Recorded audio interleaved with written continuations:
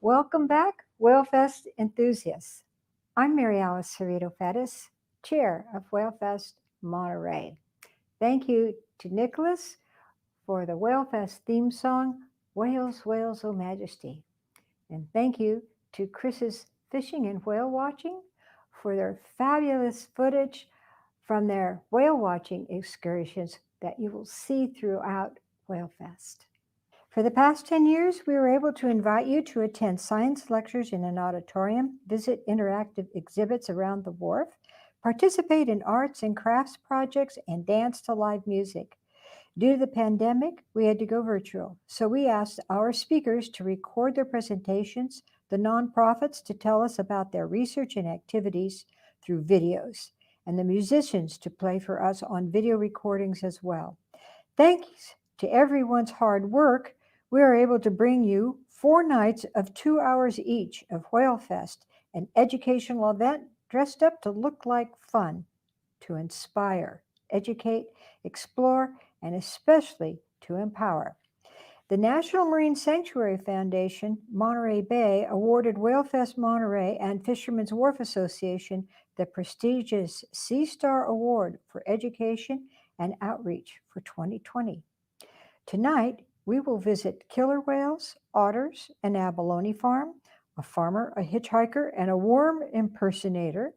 We will learn about sardine history through our Japanese and Italian traditions, and we will discover many ways to get involved with our marine environment. You can send your comments or ask any questions at info@monterreywharf.com or info@whalefest.org. And for the schedule for tonight, as well as the next few nights, please go to whalefest.org or monterreywharf.com. And while you're there, if you could push that donate button to support science and education. And now, Amity Wood from the National Marine Sanctuary Foundation. Thank you for joining tonight for Virtual Whalefest Monterey 2021. We're very excited for our 11th annual event that celebrates the gray whale migration along the coast of our Monterey Bay National Marine Sanctuary. My name is Amity Wood, and I'm the Education and Outreach Coordinator for the Sanctuary, and I'll be your MC for this virtual symposium. We have an incredible lineup of presenters to bring you the latest in ocean research and conservation, so we hope you continue to attend each night to hear the captivating talks by our expert speakers that have donated their time to share their stories. I'd like to introduce our first presenters for this evening are Stephanie Marcos and Victoria Wade from Marine Life Studies. Tonight, you will learn about the West Coast transient killer whale subpopulation that visits Monterey Bay throughout the year. In collaboration with the Transient Killer Whale Research Project and NOAA's Southwest Fisheries Science Center, they will share the research that was presented at the recent California Cooperative Oceanic Fisheries Investigations Conference in December 2020. Stephanie and Victoria will also discuss the extraordinary encounter they had with a white killer whale during their research boat survey in April 2020. Both Stephanie and Victoria are research scientists for Marine Life Studies. Stephanie oversees many projects, including the whale entanglement team training, and helps coordinate whale rescue response as a level 2 responder. Victoria is also a level 2 responder and specializes in education and outreach, where she presents ocean literacy education programs for students. Please enjoy their presentation entitled Recent Trends in the Ecology of Transient Killer Whales in Monterey Bay from 2006 to 2018 and a special encounter with a white killer whale.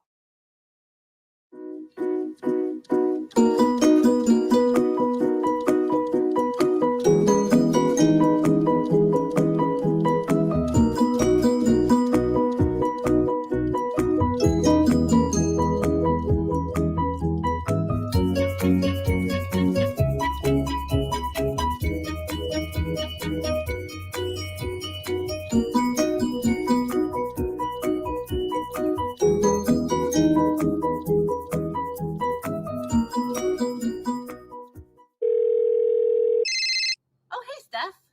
Hey, Victoria. We had a cool opportunity. You think you want to do a presentation with me? We could do it about killer whales.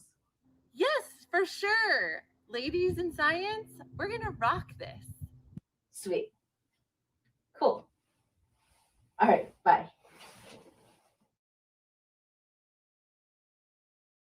Hi, everyone. I'm Stephanie, and I'm Operations Manager at Marine Life Studies. And I'm Victoria, Research Scientist and Education and Outreach Specialist. We are going to talk about our killer whale research in Monterey Bay from 2006 to 2018 and tell you about our encounter with a white killer whale named Frostbite. The Monterey Bay National Marine Sanctuary and surrounding waters of the... Whoa, Victoria. What are you doing?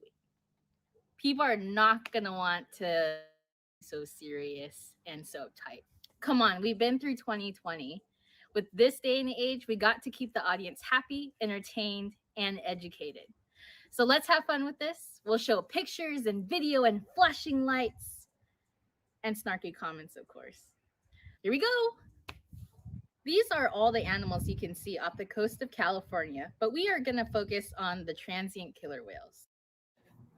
The Monterey Bay National Marine Sanctuary and surrounding waters of the California current ecosystem are home to 3 ecotypes, or forms, of killer whale. One may encounter endangered southern residents following seasonally abundant Chinook salmon, or glimpse a group of rarely sighted offshores hunting deep water sharks, or witness the dramatic hunt of a group of transient killer whales trying to separate a gray whale calf from her mother. Transients, or bigs, killer whales are marine mammal hunting specialists and by far the most commonly encountered ecotype of killer whale in Monterey Bay. Yeah, check out those chompers. The teeth between the ecotypes are so different. But first, let's go over the anatomy of these creatures. This is the general makeup of a mature male and female. Notice the differences in their dorsal fin, or the fin on its back. The females have a smaller, more falcate or curvy dorsal, while the males have a tall triangular dorsal fin that can be up to 6 feet tall. Researchers identify killer whales by the shape of their dorsal fins. Some of them have nicks in the trailing edge of their fin, which makes it easier for researchers to identify them while in the field. We also look at their saddle patch. The grayish-white patch behind their dorsal fin may have scars from social play with other killer whales. As you can see, A killer whale can change a lot from the juvenile stage to mature adult. Additionally, killer whales are known for their black and white tuxedo-like coloring. Did you go to prom in high school? Steph, stay on task. You're killing me. I see what you did there. The black and white coloration may also allow killer whales to blend in with their surroundings, a method known as counter shading. Thanks, Steph. But yeah, counter shading is proved to be very advantageous. Killer whales, when viewed dorsally in the water column from up above, blend in with the dark waters below. And looking upwards towards the surface, the white ventral side blends in with the sunlit waters overhead. This could be useful for transient killer whales that are hunting in an open water environment where the whales can easily be seen by vigilant prey. Another interesting thing is that killer whales are completely silent when they are hunting. They try to be as stealth as possible and as sneaky as possible. But it's when they are done with the hunt that is when they're loud and chatty, celebrating that they have food.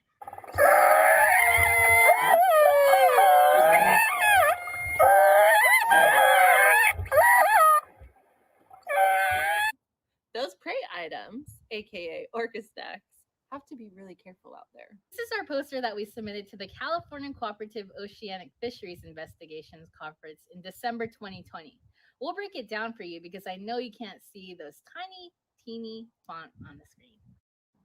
Marine Life Studies conducts research under a National Marine Fisheries Service permit to document marine mammal behavior in the Monterey Bay National Marine Sanctuary with a focus on killer whales. Our vision is to facilitate a better understanding of the animals inhabiting and visiting the bay, including population dynamics, seasonality of species, and development of effective conservation strategies to encourage ocean stewardship. This is a map of the 106 transient killer whale encounters in Monterey Bay that we've had from 2006 to 2018. Notice that many of the encounters were focused around the Monterey Submarine Canyon. During the springtime, we get this thing called upwelling. That means the wind blows the surface water offshore and it brings up the deep, cold, nutrient-rich water up to the surface, and it causes a phytoplankton bloom. That means it makes more food for the bigger animals, like zooplankton, which includes small schooling fish like sardines and anchovies, and even krill, a small shrimp-like creature.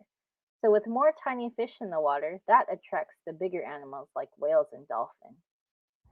From 2006 to 2015, we had a 19-foot research boat named Sweet Pea. Aw, good times, good times. Look at us in our sexy Mustang suits.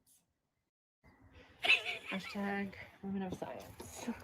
I miss Sweet Pea, but now we have a 40-foot research vessel, Currency, which is fully equipped for a complete whale disentanglement response, and we use this vessel for our research boat surveys throughout the year. We collect data by conducting focal follows, and we obtain high-resolution photographs and video of all individuals in the group.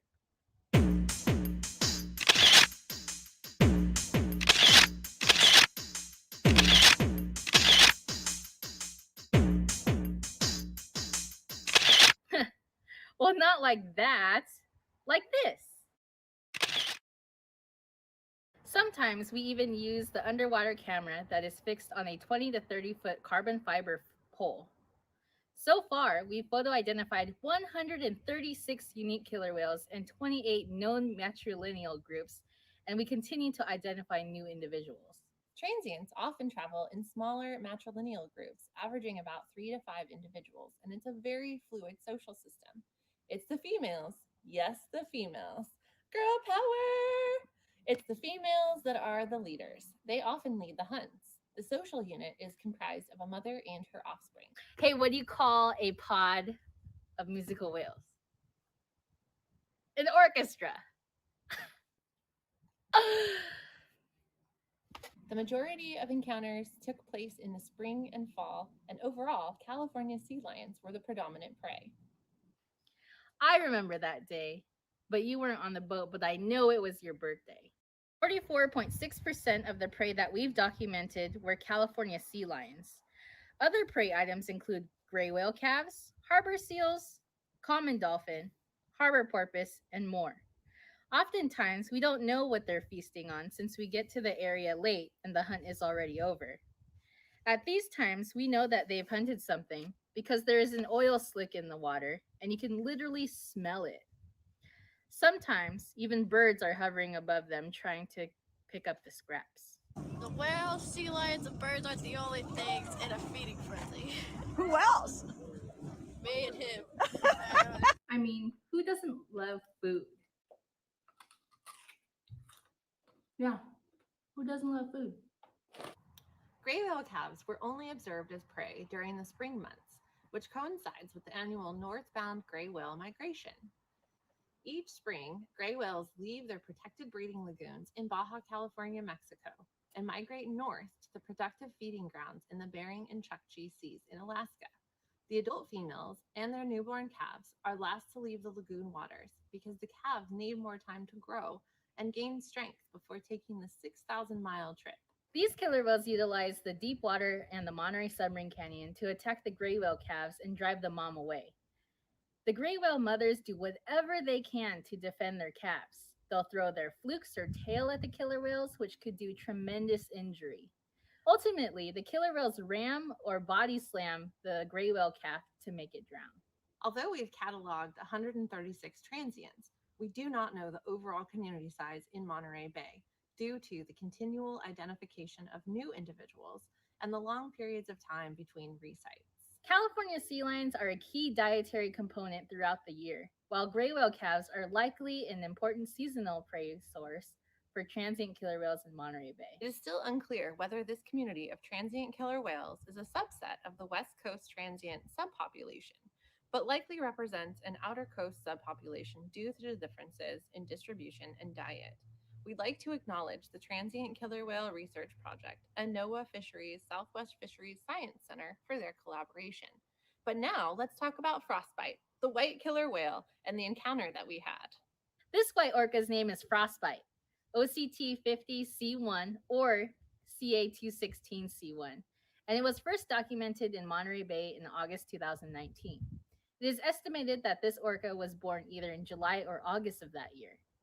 Frostbite's pod travels between Vancouver Island off British Columbia and San Diego, California. Frostbite's white-gray coloration is most likely a result of leucism, but it is not confirmed yet. This condition causes a partial or full loss of pigmentation. There are only a couple of other similar reports of white orca around the world, such as a very pale calf that was spotted near Puget Sound in 2018. Others were sighted in the Western Pacific between Japan and Russia. Some of you might have heard of iceberg. This animal is believed to be more than 20 years old.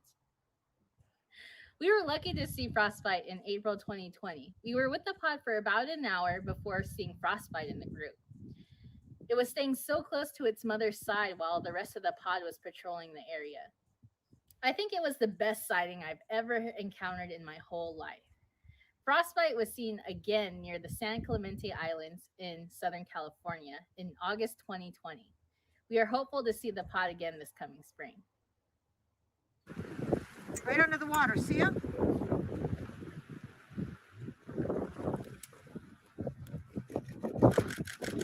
Oh my word! Oh my god. Oh my gosh! Holy, that was such a good. You can even see the outline of its eye patch. Oh, could you? Yeah. Oh, cool, because I got it on video. Holy. Thank you so much for listening. We really appreciate your support. If you'd like to learn more about us, check us out on Facebook, Instagram, or Twitter, or you can go to our website, marinelifestudies.org. Thanks.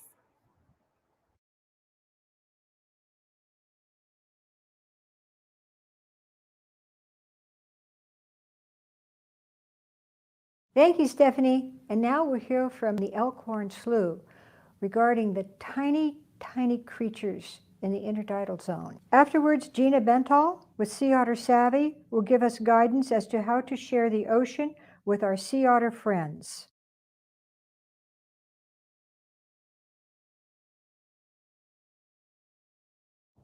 Hi, my name is Rose, and I'd like to welcome you to the Elkhorn Slough Reserve. We are a California coastal estuary with acres of salt marshes and tidal mudflats. Though we don't see many whales in our shallow waters, our habitats do provide the base for their breakfast, lunch, and dinner. Join me as we explore the microscopic life of the Elkhorn Slough. We collected these organisms from the mudflat habitat. These animals were growing on a floating dock submerged in the slough's salt water. Some look like plants. Some look like teeny tiny animals. And some don't even look like living creatures. But I assure you, everything in these dishes is alive. Let's take a closer look.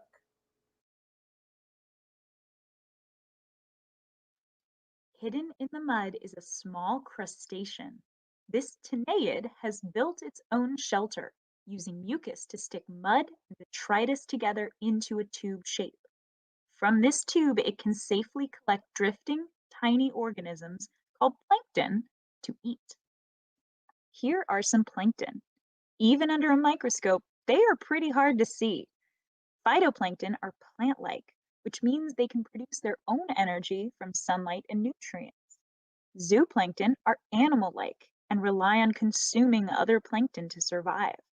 They appear here like little dots zooming through the water. This elegant branching organism is not a plant. It is actually a colonial animal called a bryozoan.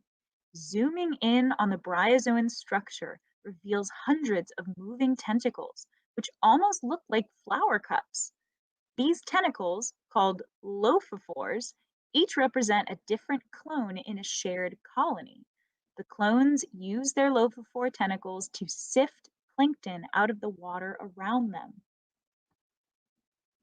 Anemones also capture their prey using tentacles. Small ones like this eat plankton, but larger ones may eat snails or even fish. Here we have a gammarid amphipod. Amphipods feed on seaweed and sometimes drifting plankton, using large antennae to sense their environment. They are closely related to krill and among the many tiny crustaceans that gray whales like to eat. These small creatures form the base of the slough's food web. Small invertebrates like the amphipods and Tennaids eat plankton. Clams and crabs feed on those amphipods and Tennaids. And clams and crabs in turn become food for leopard sharks and sea otters. The biggest creatures rely on the smallest to keep energy flowing through the slough. Ultimately, these small creatures link our slough to the other organisms of the Monterey Bay, from seabirds to blue whales. They're a reminder of our ecosystem's interconnectedness, and as we celebrate the amazing migratory animals of our region, don't forget to pay attention to the little bloke.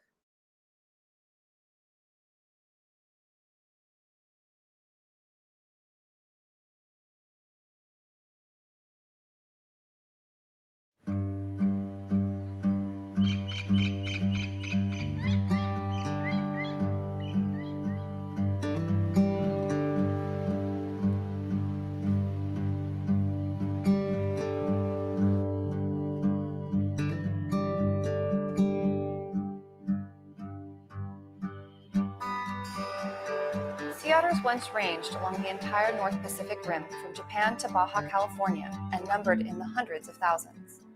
The maritime fur trade of the 1800s reduced the worldwide population to isolated remnants totaling just a few thousand animals.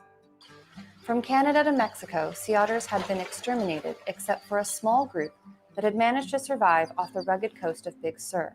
It is from these survivors that all of California's sea otters descended.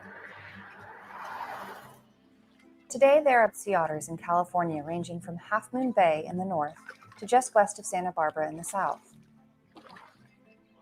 Sea otters help restore coastal environments that have been thrown out of balance by their absence as an apex predator. When sea otters return to the rocky coast, the kelp forests thrive. When they return to the estuary, unhealthy eelgrass beds can be restored and flourish. Sea otters have these effects on their environment because they need to eat a quarter of their body weight every day. To stay warm in a cold ocean, sea otters rely on their metabolism and dense furs. When food becomes more scarce, they devote more and more time each day to finding enough prey to stay warm and healthy. For mothers with pups, the delicate balance of energy in and energy out is especially critical. A mother with a pup approaching independence will need to both produce milk to nurse her pup and share as much as 1/3 of her prey with the pup. At this point, she will be expending twice as much energy as she would for herself alone. Searching for food, grooming their fur, socializing with other otters, caring for their pups, these are the necessary things for every sea otter to do to survive each day. A mother sea otter has no spare time.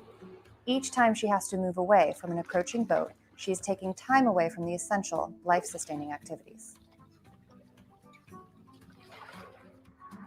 Sea otters live in some of California's most rugged places. They also live in the same places that draw humans to the ocean for recreation: bays, harbors, and sheltered beaches. Sea otters must live where they can find food, be safe from predators, and have the best chance of rearing their pups. Marine mammals here are all protected by federal law, and the law states that we cannot alter their natural behaviors in any way. When recreating in the places sea otters call home, we seek the up-close otter experience and hope to share it in the form of a photo or story. We need to remember that our actions can affect their survival. What seems like a minor disturbance to you, lasting just a few seconds, may add up to a heavy burden to an otter that experiences it repeatedly each day. There are simple things you can do to keep sea otters safe. Give them space. At least 5 lengths of a typical kayak is best. How you approach can help. Avoid pointing your boat directly at an otter or an otter raft. Passing by parallel is less threatening. Avoid circling sea otter rafts of individuals with boats. They'll feel trapped. If other boats are already close, wait your turn. And most importantly, pay attention. Know your sea otter behavior and watch for the early warning sign, head raised and alert, that they have noticed your presence and may dive or swim away if you come closer. You too can be sea otter savvy.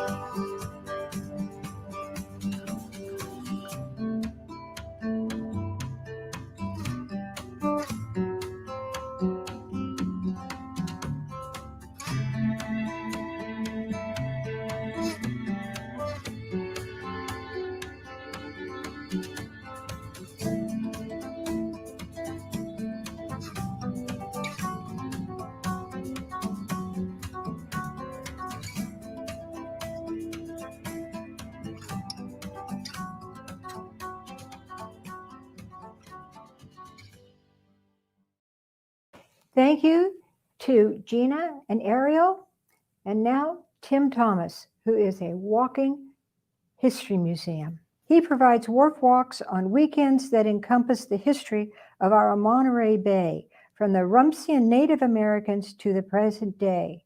Tim will discuss the influence of sardines on our economy and our cultural heritage of the Japanese and the Italian fishermen.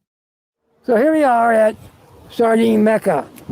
So this is what's left of the foundation of the old Booth Sardine Cannery. Booth was sort of considered to be the grandfather of the Monterey, California sardine fishery. At the end of the 19th century, Booth was in the salmon business up along the Sacramento River. Salmon was king. Salmon was a big fishery in California and in Monterey, really, at that time. To give you an idea of how large that fishery was, especially here in Monterey, in 1909, at the end of that 1909 salmon season, which lasted 3 months, May 15th to August 15th, the Monterey Daily Cyclist reported at the end of the 1909 salmon season that there were 185 salmon boats working in Monterey Bay. 145 of them were Japanese-owned, catching an average of 1 million pounds of king salmon in 3 months. 1 million. The 1909 salmon season, they caught 1,500,000 pounds of king salmon in that bay out there. In 1910, they caught 2 million pounds of king salmon in that bay out there. They're beginning to make these large landings in Monterey around the turn of the 20th century. In those days, all the salmon processors were pretty much up along the Sacramento River, and they weren't catching a lot of salmon up there at that time. And there was a depression going on in this country. They weren't making a lot of money. So all the salmon processors formed this sort of co-op called the Sacramento Packers Association. and appointed Mr. Booth to come down to Monterey to check out the big landings going on down here. He comes down and goes, oh, man, this is great. Tried to get contracts with Japanese fishermen. They said, oh, well, we have good contracts in markets in San Francisco. So he backs off a little bit. Builds a little shed right in front of, right behind us over here. In between that time, the city of Monterey leases this very piece of property to a guy named H.R. Robbins. Well, I've seen Mr. Robbins' lease. It says on his lease, for the purposes of sardine cannery, reduction plant, dance hall. Needs to say that Mr. Robbins is not the greatest businessman. Booth bought him out in 1903, gets the contracts of Japanese fishermen, begins to can salmon as his big fishery, and begins to experiment with these large sardines that are appearing in the bay at the end of the salmon season. Eventually, this little sardine becomes the largest fishery of single fish in the history of the United States. But before that, salmon was king. Salmon was a big fishery. So initially, he needed a sardine fisherman because most of the Japanese fishermen were leaving Monterey at the end of that salmon season to go work in the ag fields in the Central Valley of California, only to return in the spring to fish salmon. And also, as I'm sure everyone is aware, at the turn of the 20th century, there's a lot of anti-Japanese sentiment in this country, coming primarily from white workers who are convinced the Japanese are coming to take their job, which really wasn't the case. But in 1905, Mr. Booth says to the local newspaper, not going to hire any more Japanese. Easy call for him because he didn't really mean it. He was still going to buy salmon from them when they turned in the spring, and he already had Japanese workers working in his canneries. That instant, he sent for these Sicilian fishermen who already worked from up along the Sacan River fishing salmon to come down here to Monterey, start fishing sardine here as a small secondary fishery in the fall and winter months. Salmon was still king. So these sardine fishermen, these Sicilian fishermen, well, they weren't schooling fish fishermen. They really weren't sure how to do it, but they remembered when they lived in Sicily and sailed across the bay into Tunisia, where these African fishermen did their schooling fish like sardine and anchovy, and they used a special type of net for that. So somebody here in Monterey writes back to Sicily, go into that net, send it to Monterey, which they did, and they built it on the port of the custom house. They called it a lampara, which is lightning in Sicilian because it was fast, began to fish sardine in the Monterey Bay. Now, a good captain knows that you take care of your crew will take care of you, right? And how that net would operate, it has lead weights on the bottom, has glass float on the top. So look, this is what they would use to float those nets, to use these glass bottles. It's got a rounded bottom on it, right? In those days, you put a carbonated beverage in a bottle like this, and it's upright like this, the carbonation will pop the cork. But it's on the side, it doesn't have that problem. So use these bottles, and fill these bottles with beer. Use them to float their nets in the cold water of the Monterey Bay. They're done fishing, pull off the floats, everybody had cold beer. So how is it we go from all that salmon, that 1 million pounds of king salmon being caught in 3 months, to this guy becoming the largest fisher, single fisher in the history of the United States? Well, all that salmon, about 90% of it was going to Europe, going mainly to Germany. In those days, in the United States, people ate sardines on a daily basis. Just like today we eat potato chips or crackers, Americans ate sardines. But the sardines they were eating were not coming from the United States. They were coming from the North Atlantic. They were coming from Europe, coming primarily from France. France was a big sardine producer at the turn of the 20th century. Those little guys, that's the sardines they were after, right? But what happens in the world in 1914? World War I. It cuts off all that salmon going to Europe, all those sardines coming from Europe, and they just switch. Begin to heavily fish sardine along the west coast here. And we're sardine canners in New York State and Maine. Those guys couldn't fish because there were German submarines out there in the Atlantic. In 1915, there were 2 canneries operating here in Monterey, and maybe 60 or so Sicilian fishermen here. At the end of World War I, 1919, there were 9 full-time sardine canneries along the Monterey waterfront and almost 400 Sicilian fishermen. And now for our Italian heritage, you're going to hear from Monterey International, full of our Sicilian music that we regularly hear in Monterey. Hello, everybody. We are Monterey International. My name is Mike Murata. This is Orazio Aiello, and this is Dave Daly. We've been performing at the Festa for several years. I think for myself, over 40. And we do all Italian songs at the Festa. We come, two of us come from Italian heritage. My grandfather came here 90 years ago, probably 90 years ago. Tried to be a fisherman, couldn't do it, so became a stonemason and was a musician at night. Worked 2 jobs his entire life, as did my father, and has played the festa. My father's played the festa for 70 years. So we kind of inherited that, and we've been doing it happily ever since. I'll introduce you to Orazio. Hi, my name is Orazio Aiello, and I was born in Italy, and I moved in this country in 1982. But my grandfather was living here and then was sent back to Italy by the older sisters because he was going on the wrong way, I guess. So he went back to Sicily and married my grandmother. So my father was born there. And we come from a family of fishermen. My grandmother's side were bakers. And I was telling the story about my father going fishing with my grandfather and getting sick of a bad weather.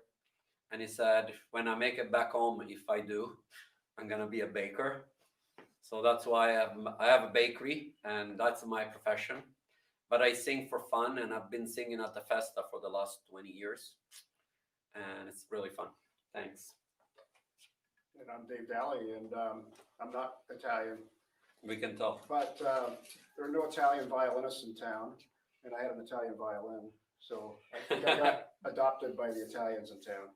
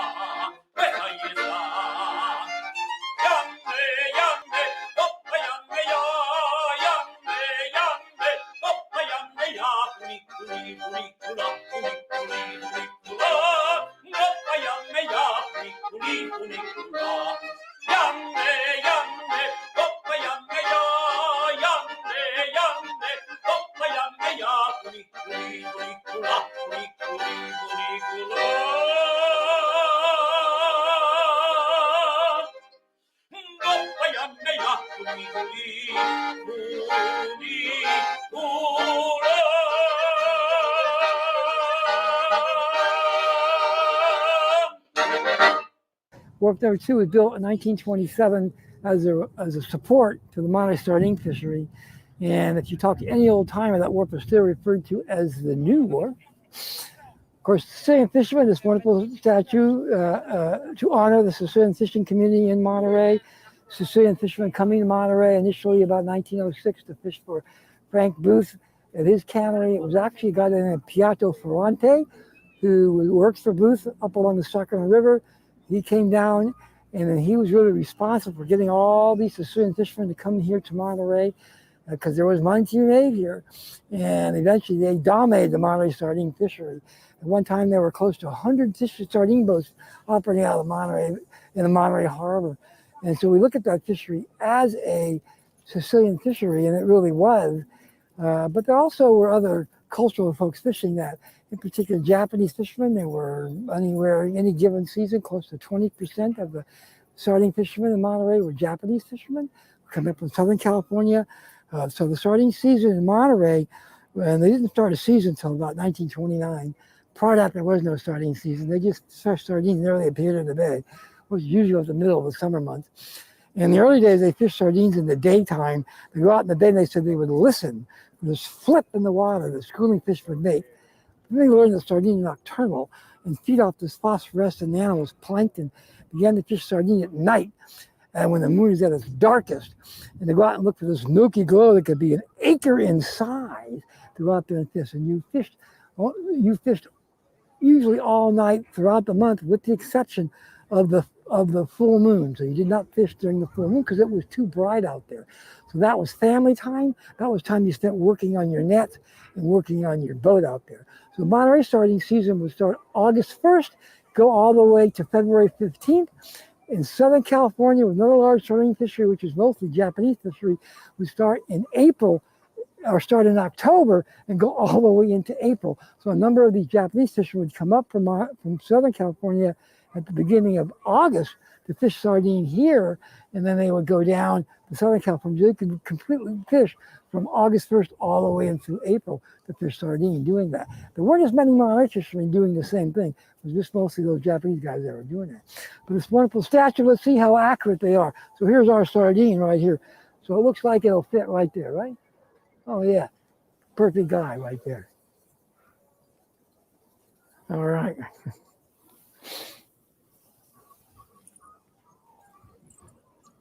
All right, so Sicilian fishermen, very important to Monterey, very important to what we are. But Monterey is a very unique community because Monterey, especially in the fishing world, Monterey is the only place where the fishermen had one union.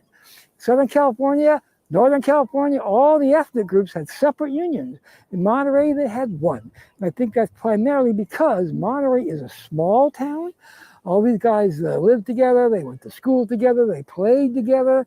But the real key, these boys all played baseball together.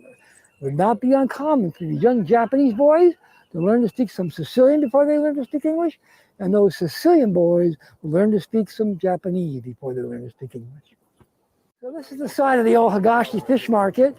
Higashi family, besides having this Japanese fish market, they also had a Japanese hotel over on Adams Street. It was a traditional Japanese hotel with Japanese gardens, Japanese baths, and those Japanese fishermen coming to Southern California to fish sardine would stay in the hotel and eat in their restaurant. And many Montereyans had their first taste of Japanese food at Higashi Hotel. In 1952, they made a movie here in Monterey called Clash by Night, starring Marilyn Monroe and Barbara Stanwyck. And in the film, Marilyn Monroe plays a cannery worker. They actually filmed it at two different canneries down there on Cannery Row. And a friend of mine, a guy named Frank Tanaka, worked in one of those canneries. He worked up in the boxing room. And he told me whenever they're making a movie, he'd take a big wrench and jump at the chimneys. The boxing would come down. So I'll go down and look at Marilyn Monroe. But in the movie, at the beginning of the film, the train comes in and stops at the foot of the Monterey Wharf. And Barbara Stanwyck gets off the train, walks down this wharf, and goes into this restaurant that was at Angelo's restaurant, which is not supposed to be inside Angelo's restaurant, although that's actually a Hollywood set. It's actually a pretty good movie. You can still rent this film today, or you can get it on DVD actually, or that Turner Classic Movies shows it periodically also from time to time. But as I mentioned, part of World War II, 80% of these businesses were Japanese owned. But when World War II started, of course, Japanese, not just in Monterey, but all along California, were essentially forced out of their homes and into these concentration camps. And other folks came in and began to take over some of these businesses. When the Japanese, Monterey is very unique, as I mentioned, and a lot of Japanese were actually welcomed back to Monterey. Very unusual. Monterey, in fact, is the only place we know of where that happened. We actually were welcomed back to the community here. There was a whole petition drive around the peninsula to welcome the Japanese back to Monterey. And a lot of them went back because they needed them to work in the canneries. They needed them to work on the sardine boats. In fact, many Japanese fishermen actually worked with a lot of Sicilian fishermen on their boats at that time. So they brought them back in between that time. And when the sardine fishery collapses, sort of this perfect storm happens. So the Sicilian fishermen stopped fishing sardine. The Japanese fishermen couldn't come back and buy their businesses back here. So others began to replace these businesses. While Sicilian families came in, began to take over a lot of the business on the Monterey Wharf. We still run these businesses today. Gyutaku is the ancient Japanese form of stenciling with fish. The Japanese fishermen stenciled their fish onto paper and hung the paper above the appropriate barrels of fish to identify the type of catch of the day. At Whalefest, we keep that tradition alive by having our visitors stencil sardines and squid, which are provided to us by Monterey Fish Company. This activity can be done at home. We have Kath Mackey and her daughter, Jennifer Mackey Loskamp, with her sons, Asher, Miles, Jason, and Graham Loskamp, showing us how it is accomplished. The fish and squid that are in buckets of water are dried with a paper towel. Placed on a paper towel, paper plate, piece of paper, or a washable tablecloth. Make sure the fins or tentacles and all the body parts are spread out and then painted with washable poster paints or ink of choice. The anatomy of the fins of the sardines and the tentacles of the squid were found to have varying lengths and textures. The thicker the poster paint, the greater the anatomical accuracy. Any design and any color are fine because we're creating art.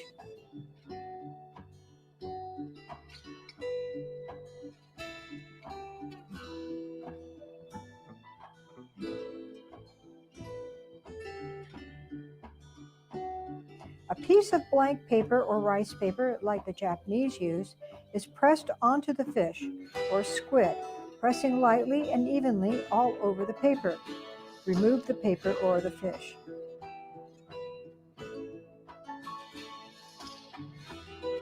Place the painted side of the fish down on a piece of paper, then peel the fish away, leaving the stencil behind.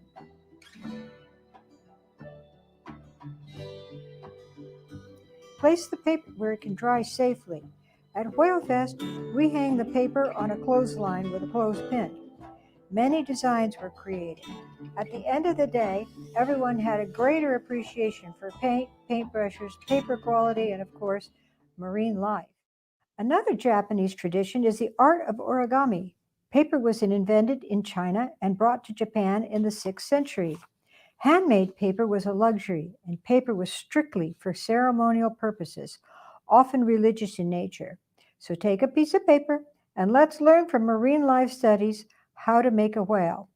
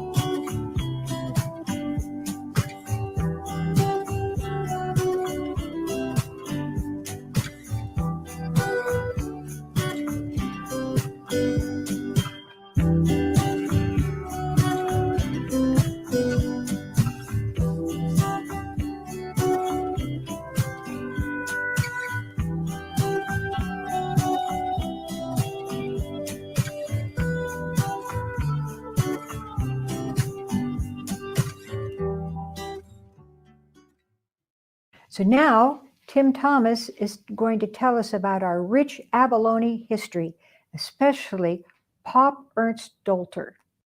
So here we are on the Monterey Wharf, and there's been a wharf here since about 1845. The original wharf was built by a guy named Thomas Larkin, who was an American merchant, and he built the wharf for the Mexican government. It was sort of a kind of a crib work kind of setup. And the reason they built that wharf is because they were tired of losing cargo coming in off ships. So when the ships would come in to bring their cargo, they would unload them onto longboats and then row them onto the beach.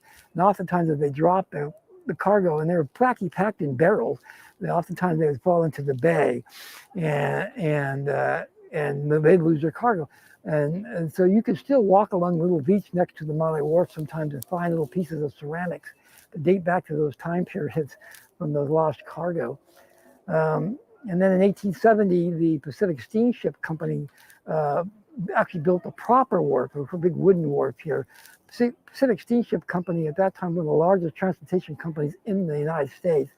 And they had ships that actually ran all across the Pacific and all into Japan and China, up and down California.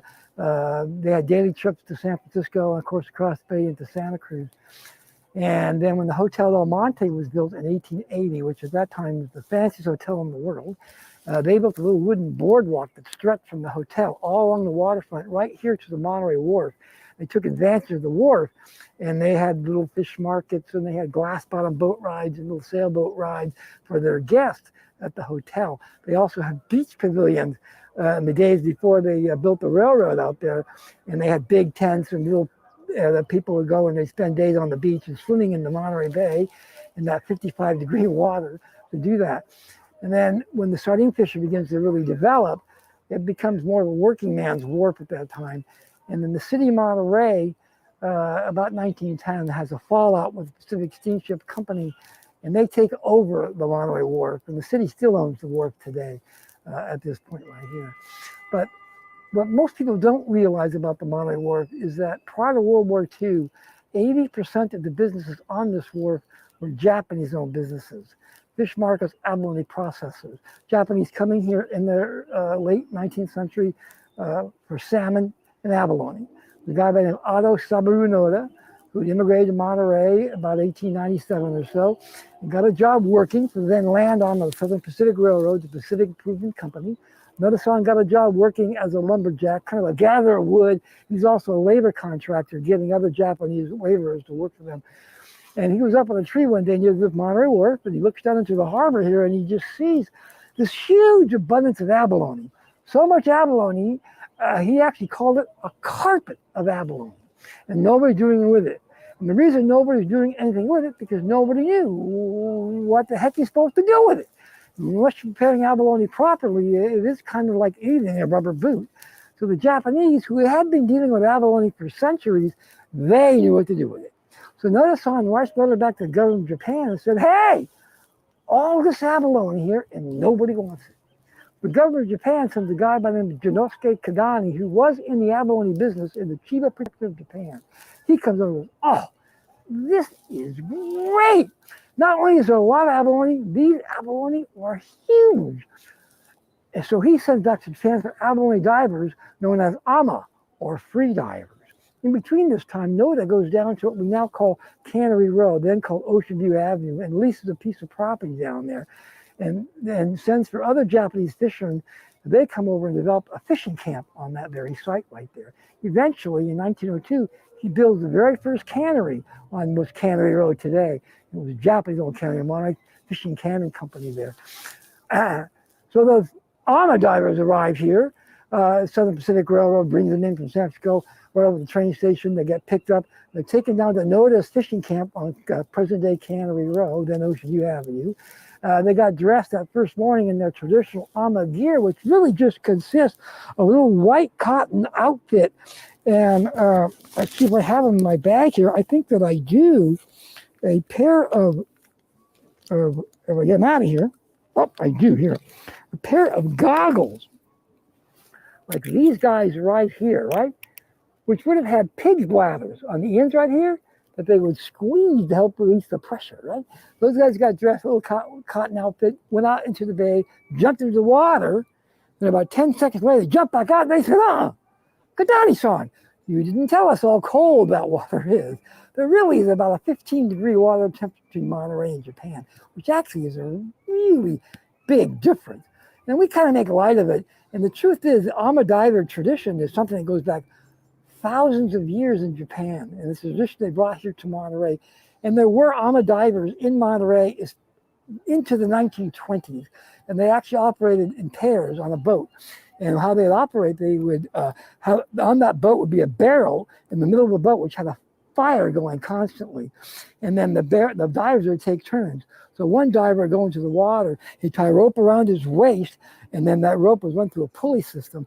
And he'd jump into the water and he'd follow the anchor line down, maybe 30 or 40 feet, and he'd be down 2-3 minutes, holding his breath for 3 minutes, right? And then he's ready to come back to the surface. His partner on the boat would take the other end of that rope, which had a big weight tied around it, usually a big rock, go to the side of the boat, which then would pull that diver straight to the surface.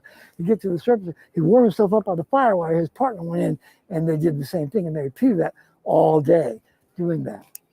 But around that same time, the Japanese were experimenting with big helmet gear. They began to helmet dive for abalone in Monterey Bay with big brass helmets and heavy canvas suits. So they sent for helmet divers. But even for those guys, that water was too cold. So those guys all learned to be knitters. They take wool sweaters and tear apart, and they knit this wool underwear. Put on a pair of that, sometimes 2 pairs of that. Put on their clothes, put on a big heavy canvas suit, attach about 65 pounds of the lead weights to the front and back. They would tie lead to their shoes, bolt on the helmet, which had a hose attached to it. They go down into the Monterey Bay. In the very early days, they would hand pump the air down to the diver. He'll go down 15, 20, 30, 40, 50 feet into the Monterey Bay. The deeper he went, the harder it was to pump. Then in the 1920s, they put air compressors on the boat. Now they're pushing the air down the diver with a motor. Now that diver's going 30, 40, 50, in some cases as deep as 100 feet into the Monterey Bay. But that level, number one, you can't really see anything, and you can't stay down there very long. So they work their way up very slowly to the 30-foot level. They'd be down there all day collecting abalone. So what were they doing with all that abalone? There was no market here for it at that time. So they were drying all that abalone, and then they were shipping it back to Japan. They were shipping it to China. They were shipping it to Hawaii and Australia, where there's a large Chinese community that lived there that would buy it. Well, around the same time, about 1907 or so, there was a German restaurateur by the name of Pop Ernest Dolter who opened a small restaurant on Alvarado Street called Cafe Ernest. So it's a European, Bohemian-style restaurant. They would go and come and spend the whole evening in the restaurant. And this big thing, what he served in his restaurant were oysters. Oysters were a very popular seafood, not just in Monterey, but actually all over the United States at that time. The oysters he was serving weren't coming from Monterey Bay. No. The oysters he was serving were coming from San Francisco. In fact, the oysters were being raised in San Francisco. There were oyster farms then at that time. And so he'd send for his oysters. They'd come by train. Of course, trains don't always get to their destination on time. There may be some kind of breakdown on the train. There's a cow stuck on the track. All kinds of things happen. And oftentimes when his order of oysters arrives at the Monterey train station, the oysters are spoiled. So he's always looking for something new that he could replace these oysters with. When he's watching this dried abalone leaving Monterey, he figured maybe I can do something with abalone. So sometime in the spring of 1908, he brings this abalone into his Monterey restaurant and begins to experiment with it. And he he slices the foot, because that's what eating abalone is, the foot. You pound it to make it nice and soft. And you don't just pound it. There's a certain technique to doing that. Then run through egg wash, cracker crumbs, and cook it up quickly in olive oil. And soon people came from all over to eat fresh abalone steaks from Pop's restaurant. And they'd sing songs and write posts. Like some folks boast the quail on toast because they think it's Tony. But I'm content to own my ranch and live on abalone. George Sterling wrote that in his guest books in 1913. In 1919, Pop comes down here to the Monterey Wharf, opens the very first restaurant on the Monterey Wharf, which is right here, where we are, just beyond where we are right now. And it was actually in the original Monterey Yacht Club. It was built in 1910. So originally the restaurant was called the Club. They quickly changed the name to the Pop Ernest restaurant and became known as the Abalone King. Abalone steaks, abalone stew, abalone salad. People came from all over to eat these abalone. And because of that recipe he developed in 1908, he literally saved the Japanese abalone industry in Monterey because, and in all of California, because in 1913, the state of California made it illegal to export dried abalone out of the state of California. And that was their business, right? But he created this fresh abalone market that everybody wanted to have. They introduced it to the world in 1915 at the Panama Civic International Exposition World's Fair in San Francisco, and also at a restaurant in San Francisco called the Hofbrau. They introduced fresh abalone steaks, and the whole world wanted this product. So because of this recipe he developed, by 1920 there were 9 full-time Japanese companies operating off the Monterey Wharf.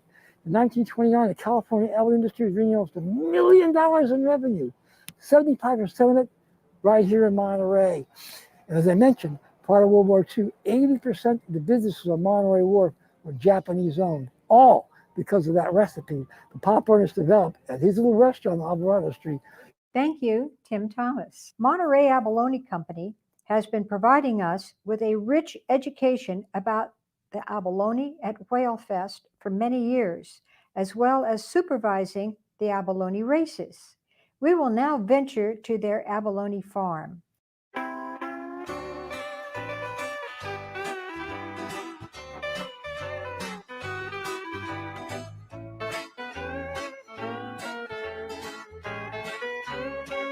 Our abalone are farm raised, meaning that we reproduce them ourselves. And so we take males and females and we do spawning and reproduce them up in Moss Landing Marine Lab. And that produces little tiny baby microscopic abalone.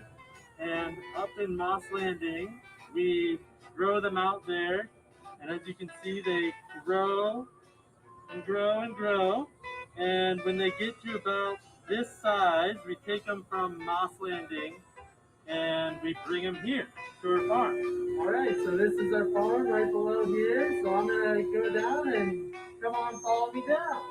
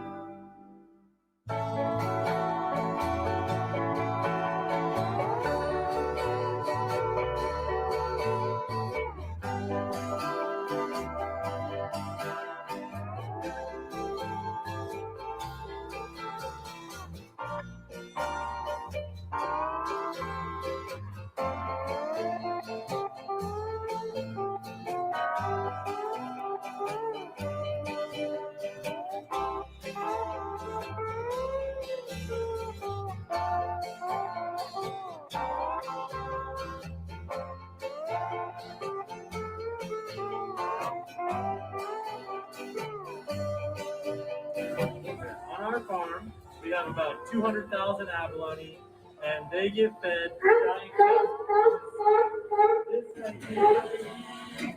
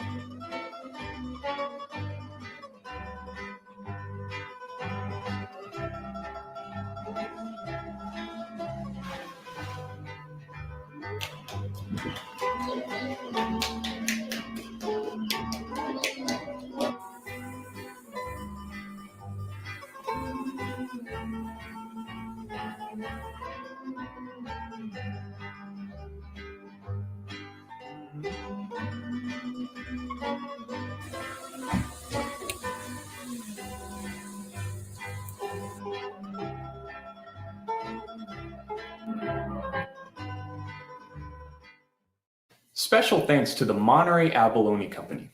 Now, guess what, everybody? We got a rockin' band for you guys, right, Nick? Right. Now, it's Monterey's premier reggae band. And can you guess who they are? It's Jonah and the Whale Watchers. So everybody, stand up right now, grab your partner, and get ready to jam out to this amazing band. And you know what? You're going to stay till the end because Nick and I are going to be jamming out Baby Beluga Blues. Right. Guess what? It's going to be on that piano in back, and we're going to make that thing rock. So please stay tuned, everybody, and enjoy the show.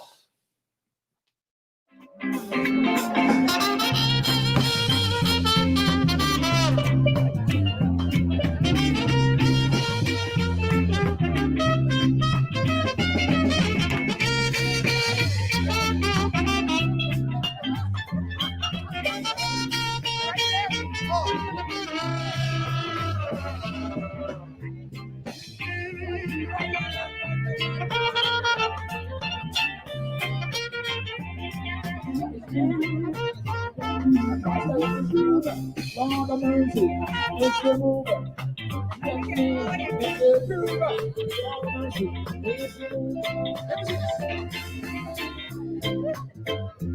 Come on, my ears open and my eyes open to the things that Rastafari spoken. My ears open and my eyes open to the things that Rastafari spoken. So we love the reggae music, let me hear you say yeah. And if you love the reggae music, let me hear you say yeah. And if you love the reggae music, let me hear you say irate. If you love the reggae music, let me hear you say irate. Play reggae music, play. Reggae music is the message of the day. Play reggae music, play. Reggae music riding on the highway. Play reggae music, play. Reggae music is the message of the day. Now my ears open and my eyes open to the things that God might be spoken. Now my ears open and my eyes open to things that God might be spoken. Turn it up a notch. up a notch. Turn it up a notch. We love it very much. It's reggae music, yeah. We love it very much. Yes, we love it very much. Turn it up a notch. We say we turn it up a notch. Turn it up a notch. Turn it up a notch. Let the reggae music. Love it very much. Lord of mercy. It's a really, really very nice. Sweeter than the sugar and spice. You know what? From Kingston, Jamaica, Montego Bay, reggae music is the order of the day. From Kingston to across our border, reggae music is from Africa. From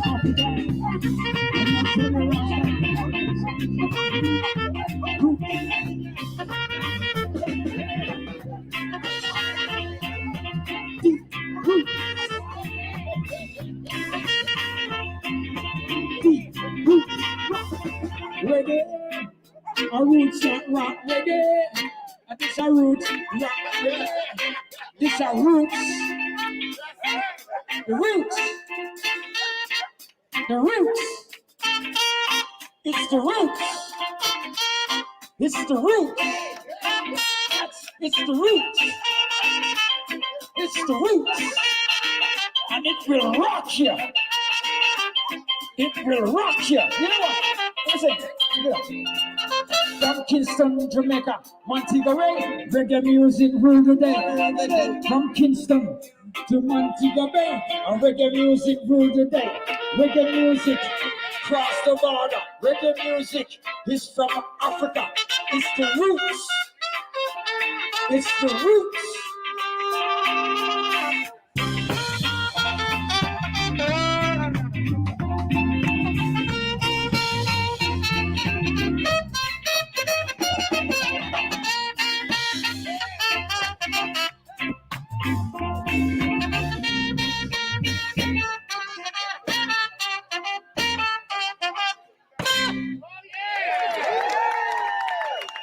Yeah, good dancing. Thank you so much. Thank you.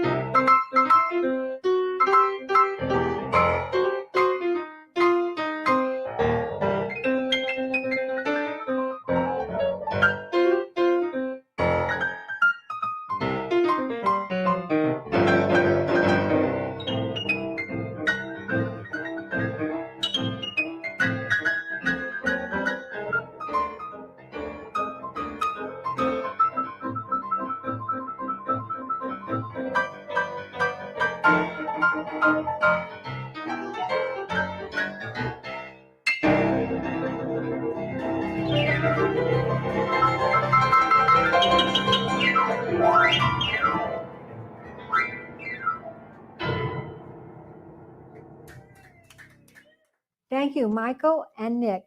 So what is a shark fingerprint? We will now hear from scientists Dr. Sal Jorgensen and Scott Anderson from the Monterey Bay Aquarium to learn about Project White Shark Farallon.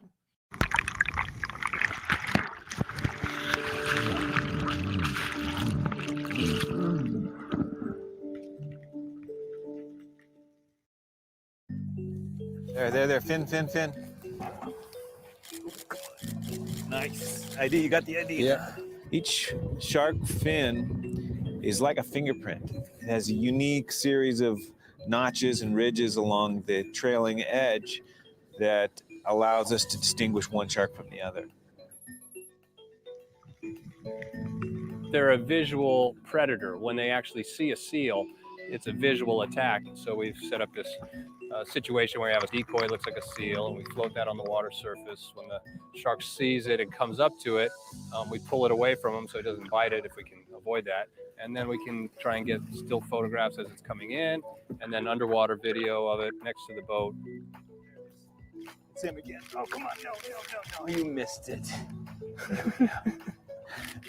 There we go. All right, I got the fin there. Okay. Some of the fins are more unique than others. Some have big sections missing or have distinctive notches. Middle notch, who we saw the other day, is one that you can immediately identify. Sickle fin we saw yesterday, eating an elephant seal.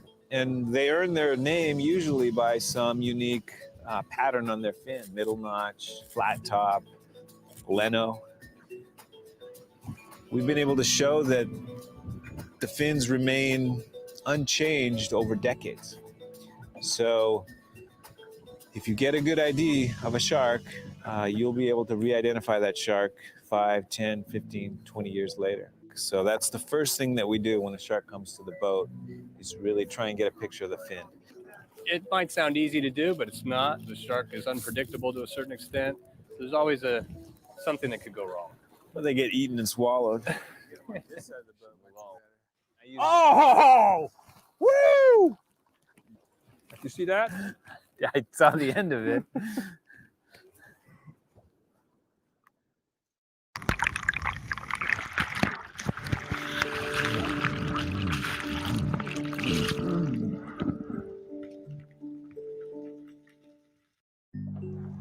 "25 miles off the coast of California are a chain of islands where we can find some of the largest white sharks in the world.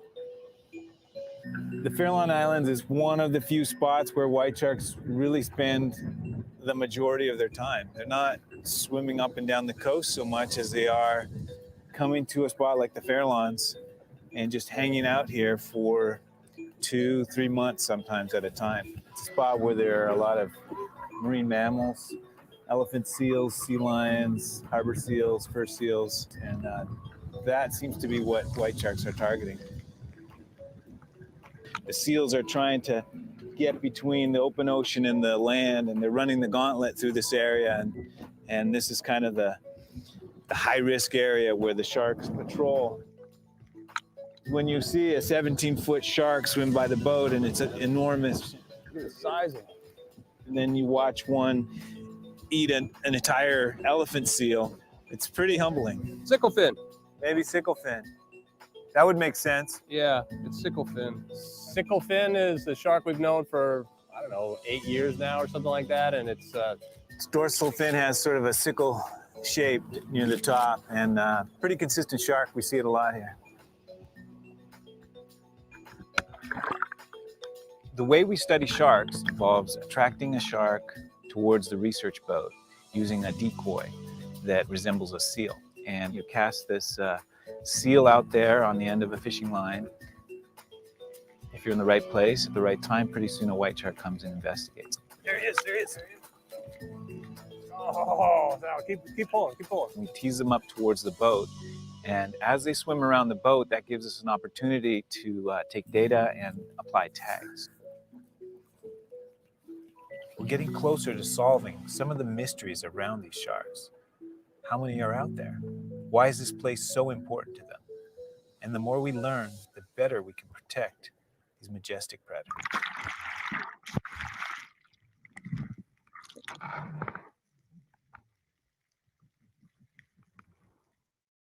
As we complete our day 2 of our speaker symposium, please enjoy our last talk from Allison Gong. Tonight, she will explore the most interesting stories about Monterey Bay that come from some of the smallest inhabitants. The often overlooked animals of the intertidal are not like us at all, which is what exactly makes them so fascinating. Did you know that there are farmers in the intertidal? Or that hitching a ride on another animal can be essential for reproduction? And what about those things that look like worms, but they're really something very different? Tune in tonight to hear about these bizarre and wonderful creatures and where you can see them for yourself. Allison is a native Californian who always wanted to be a marine biologist when she grew up and sometimes still can't believe that she's living the dream. In graduate school, she discovered an affinity for teaching and is fortunate to combine these passions by teaching marine biology at Cabrillo College. She has also taught marine biology at both UC Santa Cruz, where she holds a position as a research associate with the Institute of Marine Sciences, and at CSU Monterey Bay. Please enjoy Allison's presentation entitled "A Farmer, a Hitchhiker, and a Worm Impersonator Walks into a Bar, a Trio of Gastropods in Monterey Bay." Enjoy. Good evening. Tonight I would like to tell you the stories of a farmer, a hitchhiker, and a worm impersonator, all of whom live along the shores of Monterey Bay. As you know, Monterey Bay is known for its spectacular natural beauty. People come from all over the world to visit places such as Point Pinos and Asilomar in Pacific Grove at the southern end of the bay, and natural bridges in Santa Cruz on the northern end. They might walk along the beach, take a few selfies, and perhaps sit to watch the sunset. But I want to tell you about some of the things that you can see only if you set aside the mindset of a human visitor and view Monterey Bay through the lens of some of its tiny residents.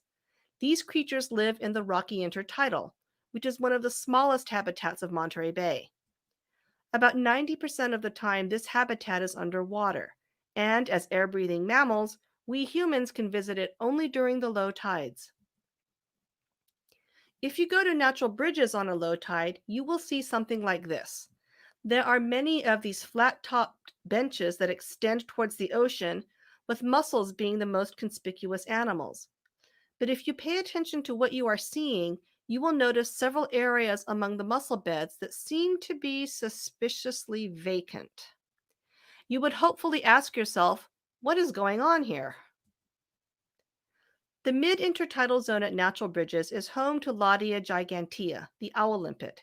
She is a large limpet, getting to be about the size of the palm of my hand, and she lives in those apparently empty spaces among the mussel beds. This empty space is the limpet's farm, and it's where she grows food. Can you see some zigzag striations on the rock? Those marks are made by the limpet.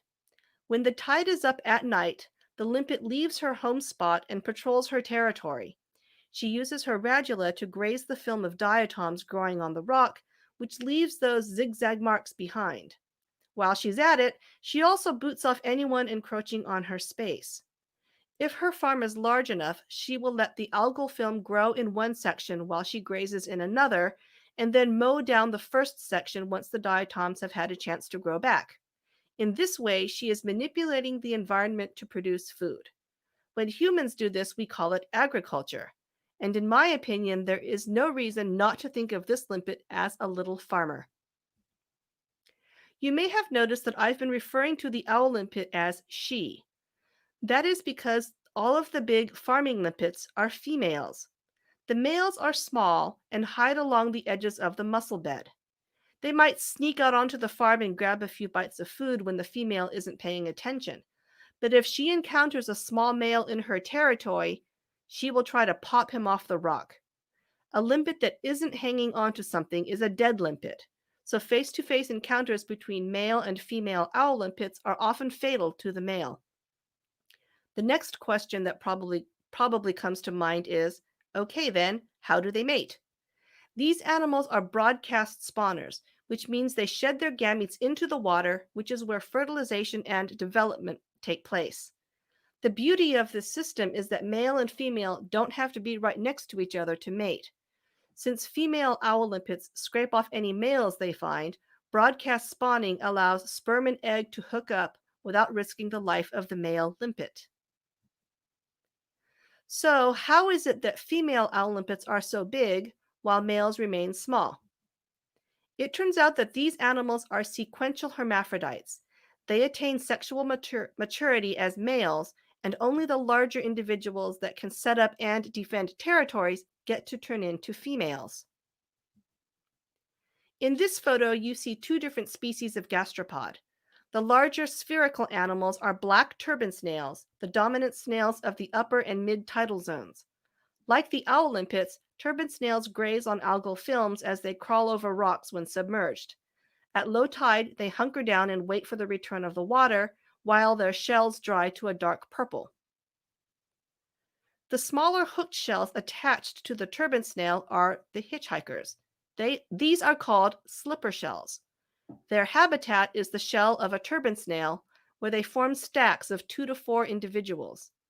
The animal at the bottom of the stack is the biggest and the oldest and is a female. Animals at the top of the stack are males. Yes, as in the owl limpet, the default sex for slipper shells is male. A slipper shell larva lands on a turban snail and grows into an adult male. However, he cannot mate until he obtains his own hitchhiker, which would then, of course, be another male. But if the lower slipper shell grows to a size of 7 millimeters, he can change into a female. Living in stacks like this facilitates reproduction in slipper shells because, unlike the owl limpet, these animals are not broadcast spawners. They are copulators. A male slipper shell hitchhiking on a female slipper shell reaches down under her shell and transfers sperm to her. She uses the sperm to fertilize her eggs and then broods the developing larvae until they metamorphose into juveniles. Then she pushes them out to face the world and find their own turbid snail to live on, or their own slipper shell to live on.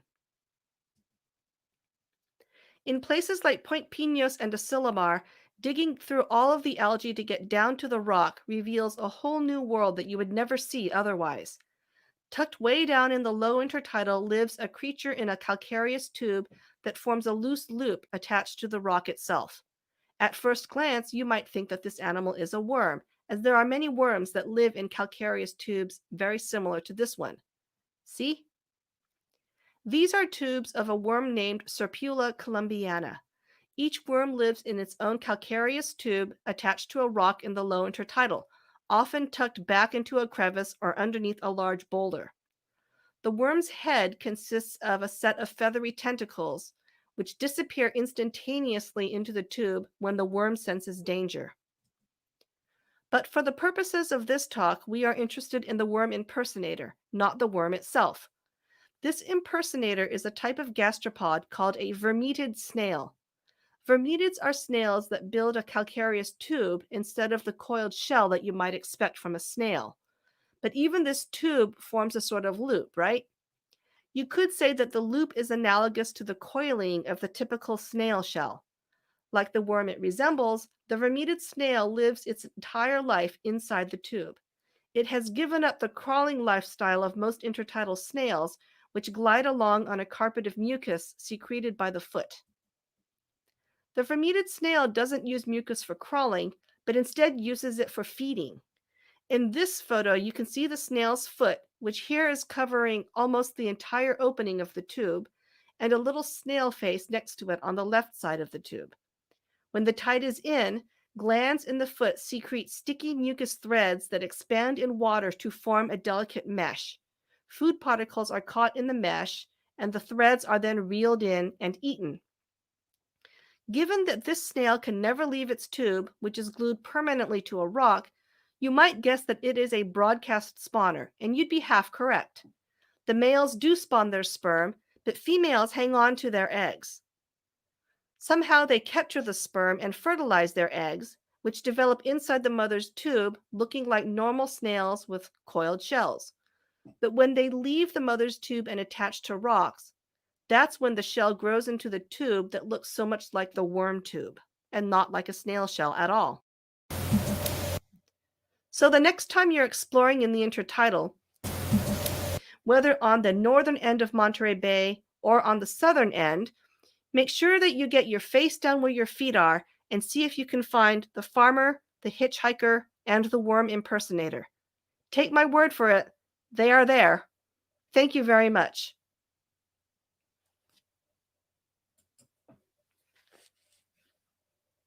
Thank you, Allison. The most interesting stories come from some of our smallest inhabitants. Have we inspired you to get involved? All of our exhibitors have excellent volunteer programs. Save Our Shores, California Coastal Commission, the American Cetacean Society will tell you a bit about how you can do your part to protect the Monterey Bay National Marine Sanctuary and save the oceans of the world. Save Our Shores' 3 pillars, clean shores, healthy habitats, and living waters, are the guiding principles we follow to ensure the Monterey Bay National Marine Sanctuary thrives today and for decades to come. With a 42-year history along our coast, Save Our Shores has a legacy of encouraging community involvement and advancing marine conservation. Our programs and projects are designed to support the foundations of a thriving Monterey Bay. From policy change to educational programs, we're ensuring ocean conservation throughout our community. Enjoy this brief snapshot into some of our work and learn how you can join us in marine and coastal stewardship. Bringing marine conservation discussions to our community at large, our speaker series is designed to engage the public about relevant local marine topics. From whale entanglements to restorative aquaculture, we aim to share the knowledge of local experts with our community and beyond. Visit the Save Our Shores YouTube channel and browse through our video content, ranging from educational videos to recordings of live virtual events where we engage community leaders in topics related to the conservation and restoration of our marine environment. With the support of the Resources Legacy Fund, each year Save Our Shores hosts Waves and Wildlife, an amateur photo and video contest to help raise awareness about the beauty and biodiversity of the Monterey Bay region's marine protected areas, and to bring attention to the role they play in safeguarding and regenerating our ocean and climate. Visit our website to explore past contest winners and stay tuned for this year's contest details. In support of our teachers, students, and parents during this new normal of virtual learning, Save Our Shores has created and curated free online learning resources to bring the Monterey Bay into your home. Dive into resources for students from pre-K up to high school, where you will find engaging activities such as virtual beach cleanups, tide pool explorations, book readings, citizen science projects, worksheets, and more.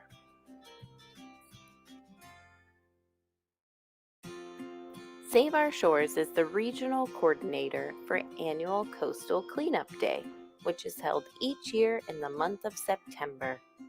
Joining thousands of people from around the world, volunteers head out to conduct cleanups and collect data on the types of trash collected.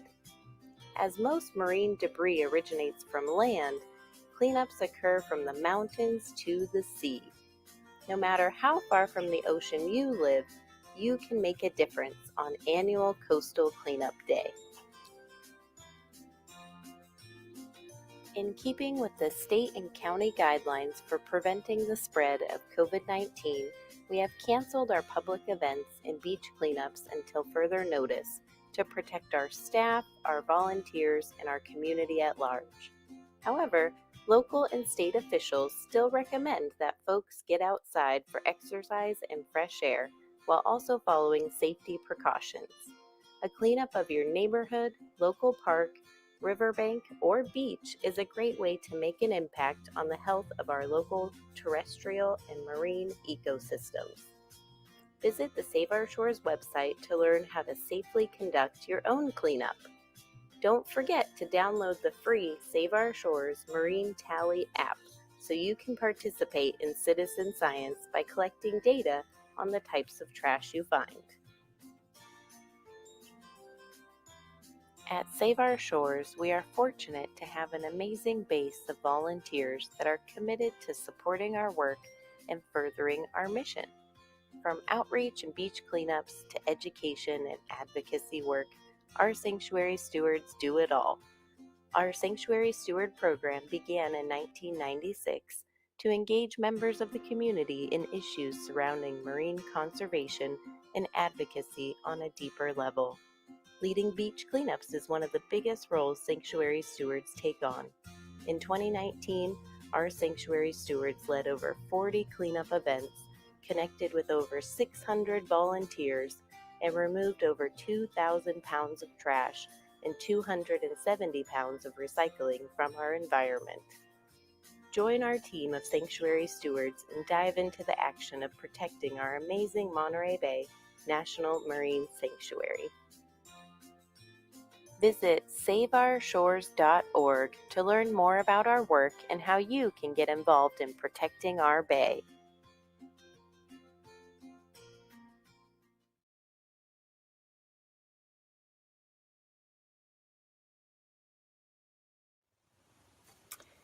Hello everyone, my name is Luna Taylor and I work for the California Coastal Commission's Public Education Program.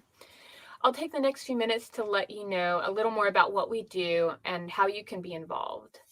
You've probably noticed this, the Whaletail license plate, About Town, but you might not know that it directly funds marine and coastal education grants. The Whaletail Grants program supports experiential education and stewardship of the California coast and its watersheds, and that's good for whales. Shoreline cleanup and habitat restoration projects are also eligible for these grants, and Whaletail grants focus on reaching communities that are poorly served in terms of marine and coastal education. I hope you'll learn more about the Whaletail grants on our website, which is coast4u.org. All of the information you need for our programs is under the Learn and Participate tabs. And you can even see a map of every Whaletail grant since 1998. Another important part of our work, supported by the Whaletail Plate at the Commission, is the Coastal Cleanup Program. And because of the pandemic, we had to completely reinvent how to pull off Coastal Cleanup Day in 2020. And have emerged with stronger neighborhood cleanup programs, schoolyard cleanup programs, personal cleanups that you can do using your cell phone and the CleanSwell app, a tighter way of recording and sharing data. And we want to encourage your coastal stewardship to continue, even in small ways during this pandemic. So check out the Participate tab on the website. I also wanted to let you know that we have at-home learning page on coast4u.org with lots of activities for every grade level. And lastly, I'd like to invite you to explore our new page with lessons for educators and students on environmental justice that can be adapted to online distance learning platforms and can be integrated into environmental science, social studies, government, geography, health classes, among others. So you can help these programs simply by purchasing the Whaletail Plate. Or another easy way is to donate directly on your California state tax form. Well, when you file your state taxes, look for the Protect Our Coast and Oceans Fund in the voluntary contributions section. You can donate any amount that is right for you, $1, $1 million. Thank you for keeping in mind that environmental organizations really need your help now more than ever to continue during these trying times. So even though we won't be out on the bay whale watching this winter, we can do little things in our daily lives to protect whale habitat in their honor. And we want to thank you for your personal coastal stewardship. We miss you, Monterey, and want to wish everyone a happy virtual Whalefest. Stay safe.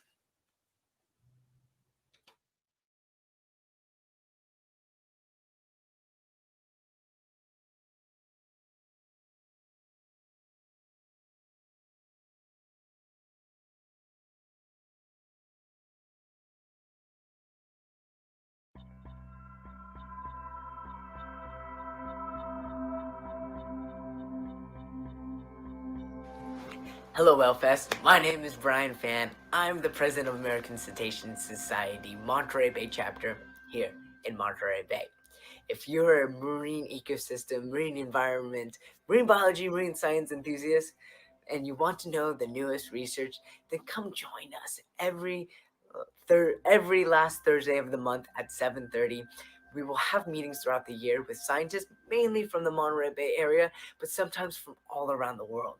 We've been having scientists from the East Coast the last couple of times to talk about their passion in the marine ecosystems and animals from all around the world. So these talks don't always talk just about whales and cetaceans, dolphins and porpoises, but they have a good range as well. It's from great white sharks to seabirds to just animals in general. So come join us.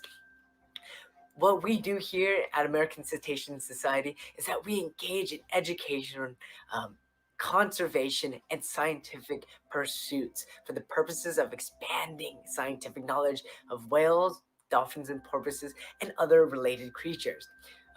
What we have here, our services, is to have our monthly meetings open to the public and featuring our presentations about those animals and the marine environment.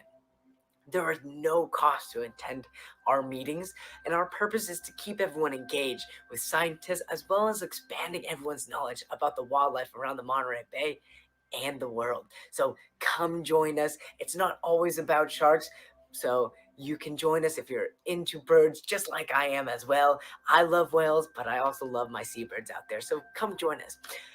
Every year, we do give out research grants to our local graduate students. Your donations that you give to us will go to our research grants that we give out to those graduate students. We know how hard it is. We know how hard it is for them to get money to fuel their passions of research and the organisms that they're studying. So our donations and our fundraisers from whale watching trips throughout the year will go to those students from UC Santa Cruz, CSU Monterey Bay, Hopkins Marine Stations, and Moss Landing Marine Laboratory. Our team of board members will process the applications, and we will decide which proposals best align with the purposes of American Cetacean Society here in Monterey Bay. So our fundraisers that we do, whale watching, like I said. So it's whale watching trips throughout the year, and it's led by marine biologists watching the amazing wildlife that we have coming through the Monterey Bay. You know how rich it is here. That's why you're here with Whalefest. Wintertime, we have gray whales. Summertime, we have humpback whales, chances of blue whales and fin whales. So come join us with our fundraisers as well. And if you want to know more, join us. Find us on the web at acsmb.org and social media. We will update you about what's happening, what's our upcoming meetings, and sign up for our email list so you're always updated. I hope to see your smiling faces soon in our upcoming events, and have a great Whalefest, folks.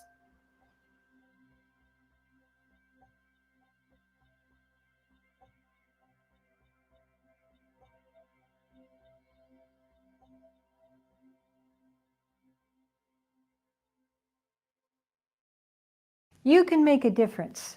Consider volunteering for one of the many marine-oriented nonprofits that do so much to protect our marine environment. Thank you to our Whalefest enthusiasts for watching this evening. Tomorrow, we will start with a special half hour for our youngest viewers and budding future scientists. We will show you a story about Walter the humpback. We will go inside D, a life-sized model of a humpback whale, and learn about the Wahine Project and Science Seafloor ROV. The Monterey Bay Aquarium will share Ray the penguin's adventure with us, a treat for all ages. Later on, we'll take you to the Octopus Sea Garden and the feast known as a Whale Fall. We will show you how a sustainable, award-winning wine-growing family affects the Monterey Bay National Marine Sanctuary. And finally, more about killer whales, nature in action. Thank you to Fishermen's Wharf Association and especially the Arts Council of Monterey County. Thank you to all our volunteers and our committee, especially Wendy Brickman, Antoinette Saylor, Peggy Stapp, Amity Wood, Judy Proud, Craig Johnson, and many others for their many creative hours. We will close this evening with music from Monterey International so that we can share some of our Italian heritage with you. See you tomorrow at 6:30 p.m. Also, if you have questions or comments, please go to info@montereywharf.com or whalefest.org. Also, for the schedule for tomorrow night and the following night, please go to montereywharf.com or whalefest.org. And while you're there, perhaps you could push on that donate button in order to support science and education. Thank you so much.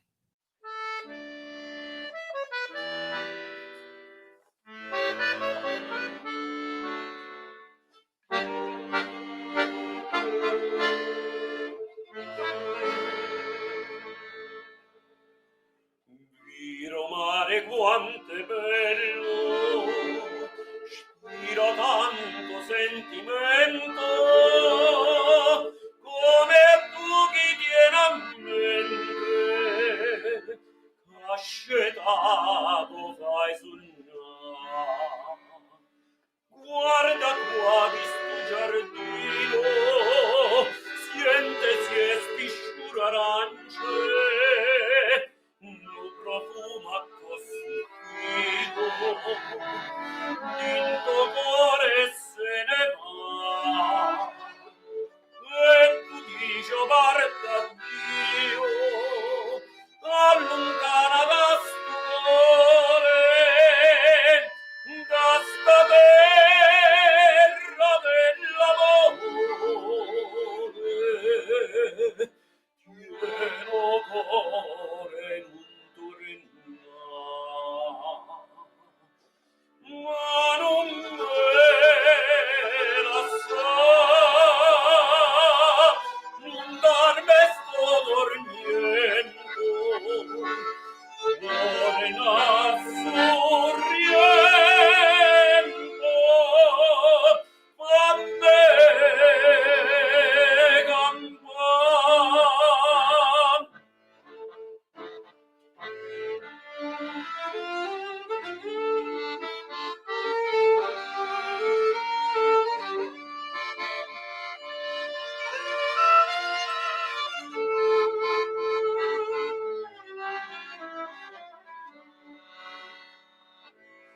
Viro mare de sorriento, che tesoro tiene in fondo, ha girato tutto mondo, nulla visto come accade. Guarda attorno sti sirene, cade, guarda non cantate, e te buono tanto bene, se volessero la sa, e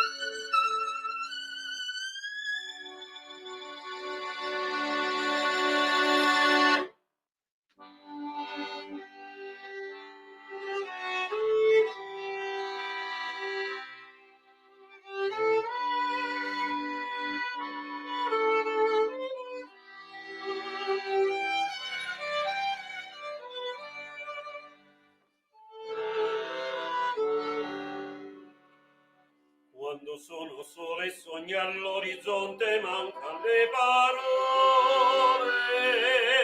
Sì, lo so che non c'è luce in una stanza quando manca il sole. Se non ci sei tu con me,